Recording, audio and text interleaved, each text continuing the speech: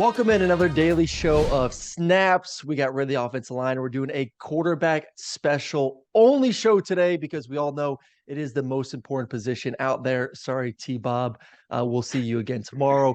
Make sure right now, before we get going, go hit the like button, go subscribe as well. The channel is booming and we're getting ready for a big week next week. Both of us will be in Nashville shooting a lot of content when it comes to the SEC Media Day. My special guest I got joining me today, a guy that I've known for a long time, dating back to my time as an Elite 11 kid. And then we were together in Kansas City for 2 years and then Philadelphia for 1 year. My boy, Chase Daniel. What's up, brother? Thanks for jumping on with us. What's going on, man? Nice to see you doing your thing. Good to be on the show. See that Georgia helmet in the background, Homer. Yeah, I do need a Snaps helmet. Maybe we'll get that before the season Let's starts. go, baby.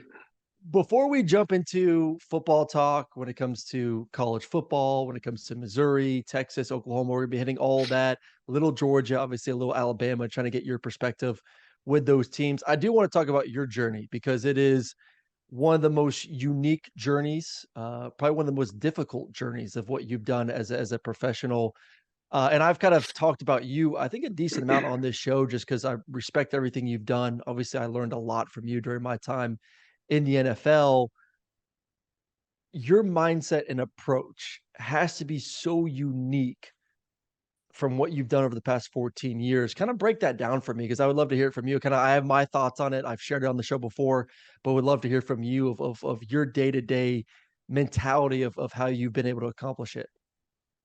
Yeah, I mean, listen, it's it's not an easy gig. Everyone just sees the game day and says, "Hey, look, he just shows up, he makes money, he's good," But people don't realize the sacrifice, the determination, the grit, all those things, especially the sacrifice, right? Like with the family. Listen, it's a great job. It's a 24/7, 365 a year job being an NFL quarterback, especially a backup. And what a lot of people don't understand is it's difficult because you're the one that's wanting to play. You're always out there trying to be the one to go out there, but you also have to support the backup. And I was lucky and blessed enough the first really 7 years of my career to be in one spot or two spots. So I was in New Orleans for 4, KC for 3. That's where we first met when you were drafted. And then after that, the next 7 years, I was on 5 different teams. So the first 7 with 2, the next 7 with 5. And oh, by the way, we added kids starting in 2017, 2020, 2021. All 3 of my kids are born in 3 different cities across America. You talk about the stress on the wife and the kids and just how many hours it takes. You're moving constantly. And when we move, we're not doing it like, hey, we just pick up and go. It's like full furniture. We want everything to feel like home.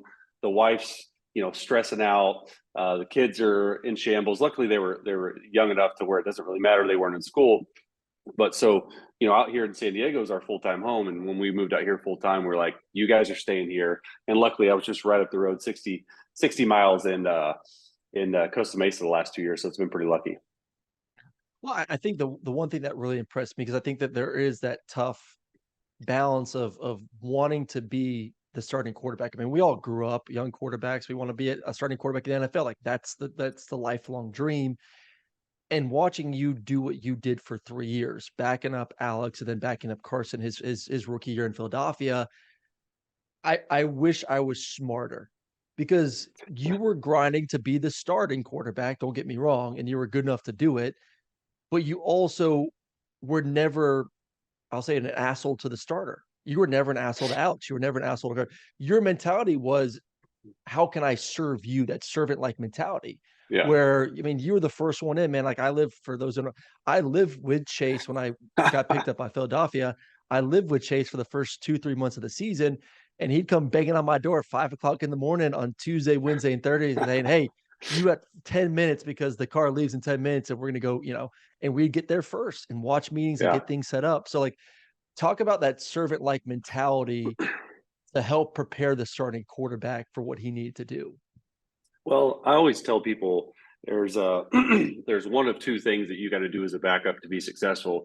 And the first one is, without a doubt, you got to play well.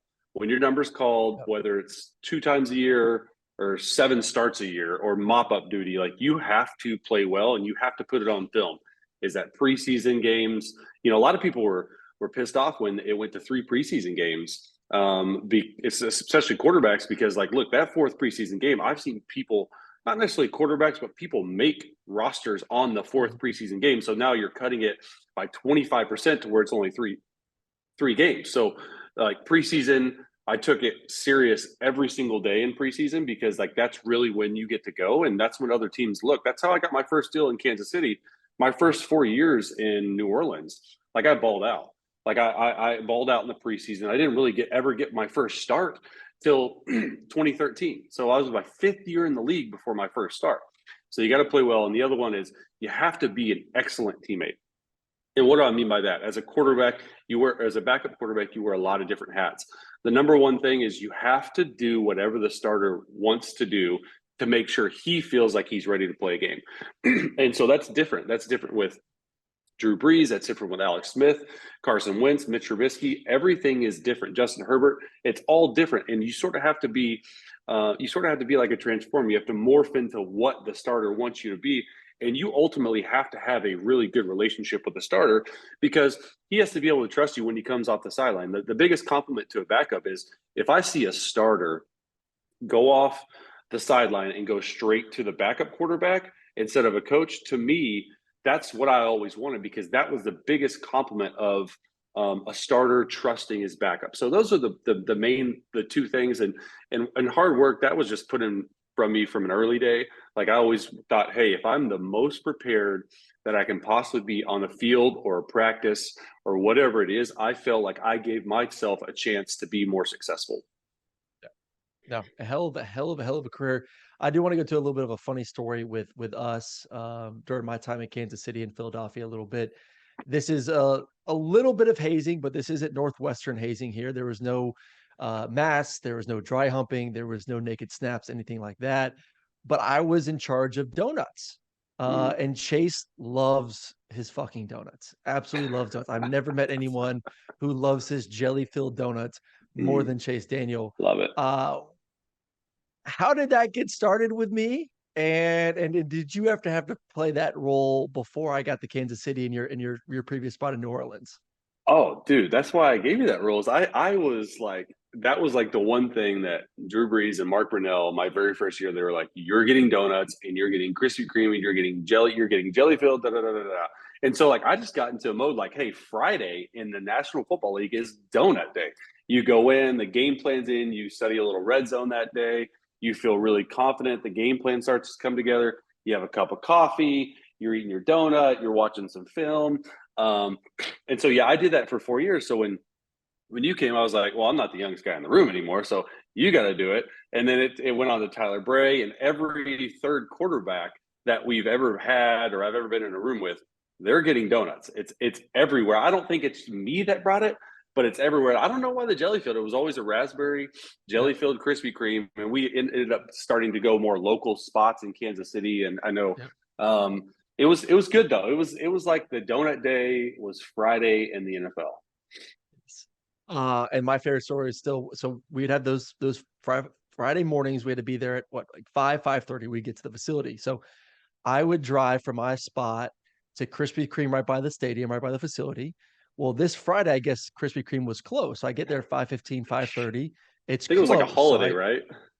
yeah, some holiday. So I get to the facility and Chase being Chase is all like, well, go find me some damn donuts somewhere else. So I'm like, no, it's I've already been driving around for an hour. I just got to the facility. It's 5:45 in the morning. There are no donut places anywhere near the facility besides that one Krispy Kreme. So Chase is like, no, you are getting donuts. And he went to like Coach Reed, you went to Nagy, you went to Dougie Fresh. And Dougie Fresh is like, Aaron, where are the donuts at? Where's my donut? Where's my donut? Chase Oh, said you're he would not getting he would donuts he would today. eat the donuts Oh for yeah. sure. Yeah. Doug Peterson loved him some donuts. So Oh, so I get in my car, drive 45 minutes to the burbs of Kansas City, get Krispy Kreme, drive back another 45 minutes. So I'm late to the quarterback meeting, which I get a pass because I'm getting donuts for the quarterbacks. uh, So I've been in my car for almost 2 hours. to finally get Krispy Kreme donuts, and damn it, I put some sriracha in Chase's donut to make sure that he never forgot that day as well as I never forgot that day also. Oh my gosh, dude, that was one of the funniest things. And the whole thing about it is that Nagy, who was the quarterback coach at the time, was in on it. And I'm like, dude, Nags, you're my guy. And you're this rookie. And you get there, I'm in the bathroom. I don't know what like whatever. Well, it You was put Chase. siracha. It was Alex's idea, I think. So I'm gonna call Yeah, of Alex out. course It it was was Alex's idea. Alex's. Yeah, yeah, Of course it was yeah. Alex's. But you still did it. And dude, I remember coming back. I take a bite of the jelly. I'm like, oh man, they put a little spice in this raspberry jelly today. I take another bite and I'm like, gosh, dog, like what in the heck? Like you guys, and y'all start cracking up. It's all film. Nagy still has it on his phone, but I still remember you getting donuts the rest of your career there. So Oh it yeah. didn't help you from not getting donuts. You Yeah. still Still, were able to do it still for in my us. duty. All right, but before we get into to college football, I do have one last question just on your career. So you're with Drew, you're with Alex, but then you also talked about Carson. We were both with him his rookie year. You're with Mitch Trubisky when he was young, and then obviously in San Diego. What is more rewarding to you as because obviously you're closer in age to Alex, you're a little bit younger than Drew, but then obviously these young rookies were significantly younger, and you had to play. You talk about those different hats. I would say in an even different hat. What was more fun and what was more rewarding working with quarterbacks at different stages of their career? Yeah, that's a good question. Like the first 2 or 3 years of my or two stops of my career, it was like, hey, you are going to be there, and you're going to be the guy's like right hand man. You're the same, like younger or same age. Like with Drew, Drew sort of like it was a different experience because he sort of taught me everything I needed to know. Yep. And what better guy than a future Hall of Famer than Drew Brees? But he taught me how to, I thought I knew how to watch film.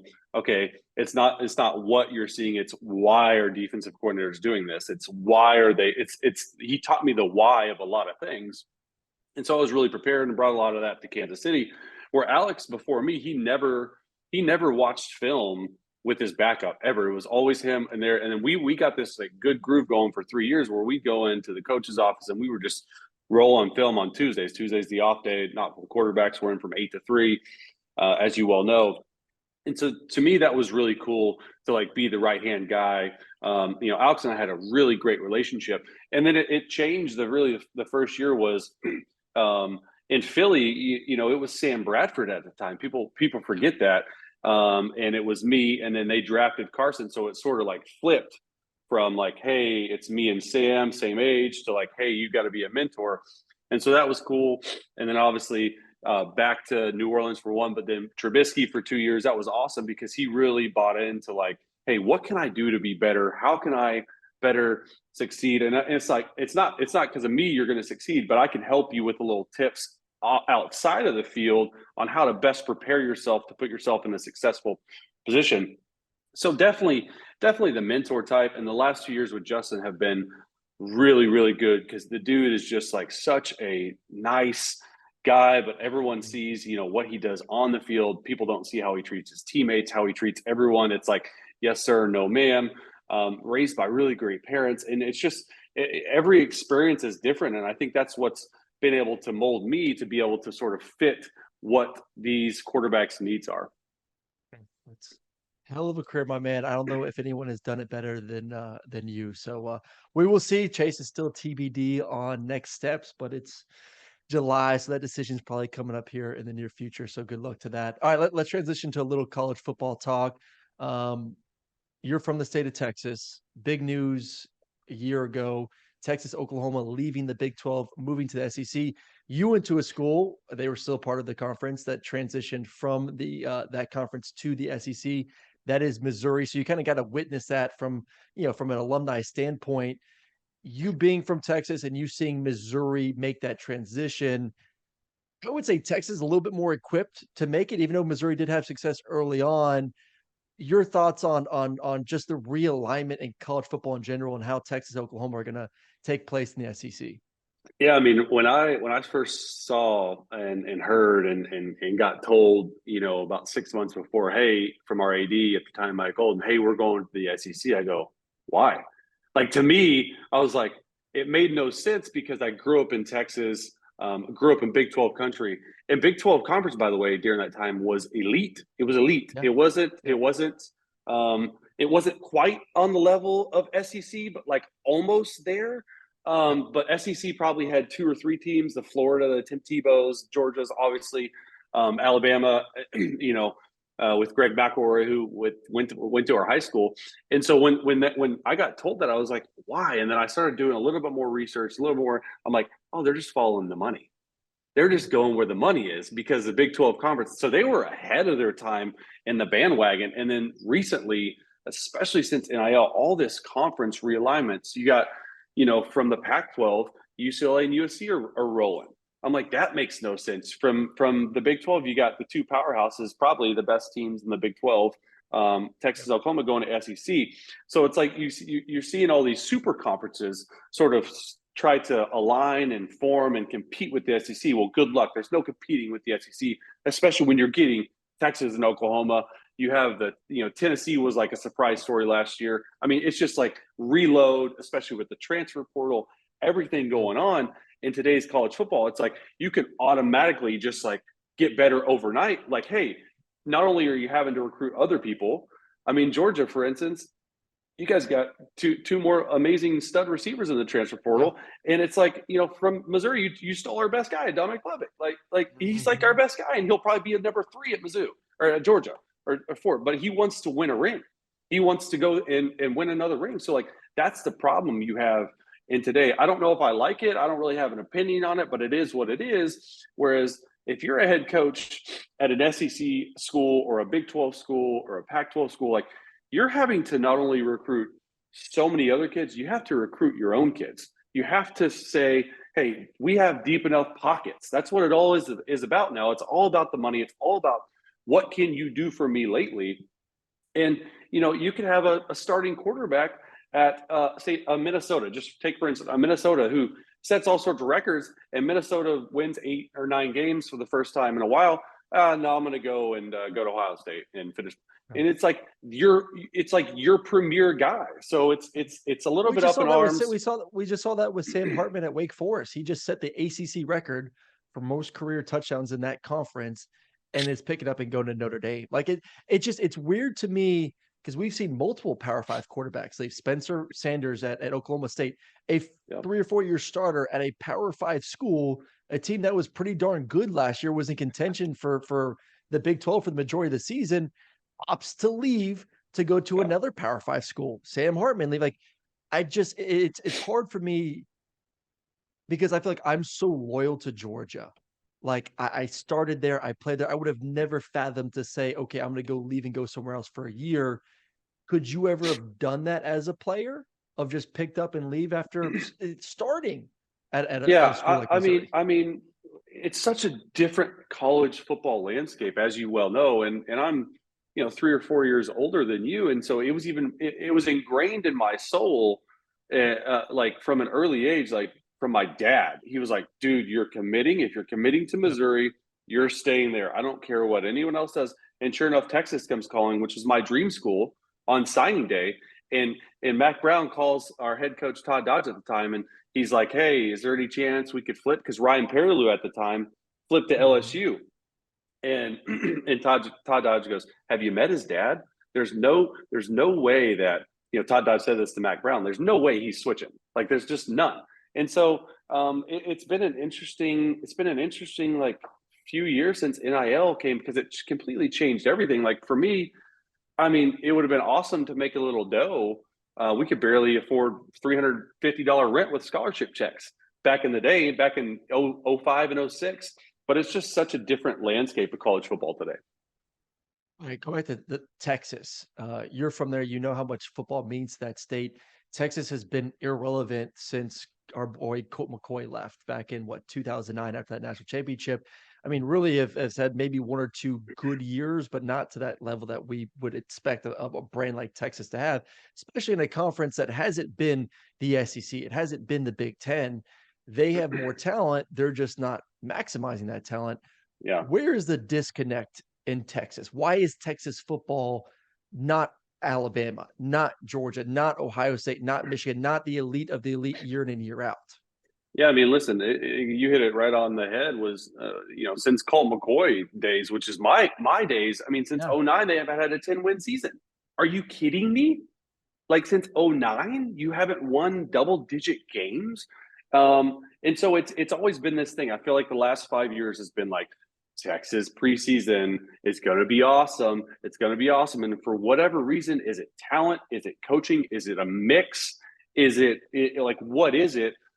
Is it not playing good Is it enough entitlement? teams? Is there a sense of entitlement there at I all mean, in Texas? I I just think in general, from when we came out to college kids now, there's a major sense of Oh entitlement. yeah. Like, hey, I'm not playing unless I get six figures. And you know what? I don't even care about the NFL if you're some middle range guy, which Missouri leaned on heavily because I'm not even going to make it in the league. I'm just going to try to make as much money as I can here and then go on with my life.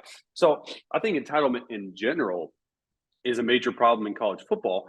But with Texas, it's just like, man, like when are they like, for betting? They're like the seventh most betted on team this year to win a national championship, to win the national championship. I'm like, how? Their defense is god awful. They finished 122nd overall last year in defense. Now I love Texas, like because my guy Quinn Ewers went to South Lake Carroll. Like I think he is a real deal. He stays healthy. You saw what he was able to do against Alabama last year. I mean, they got another test at Alabama early on this year.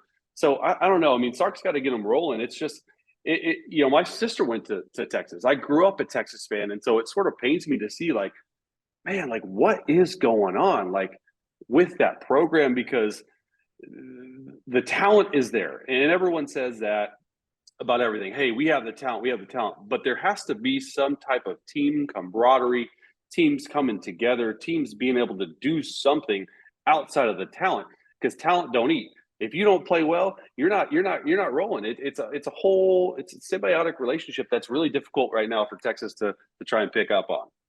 Well, if my co-host was here, he would say it's Steve Sarkisian is the problem right now why Texas is not winning. He's in the feeling of if they don't win 10 games, Sark needs to go before Texas moves to the SEC next season. So we'll see. Uh, Obviously, you see the helmet behind me. You know, I went to Georgia, back-to-back national champs. Um, you were part of Super Bowl winning teams.